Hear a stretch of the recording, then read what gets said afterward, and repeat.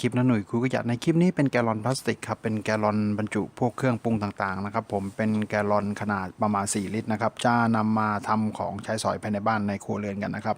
ตัวเนื้อพลาสติกค่อนข้างหนานะครับโอเคครับติดตามชมกันนะครับกรุณากดติดตามกด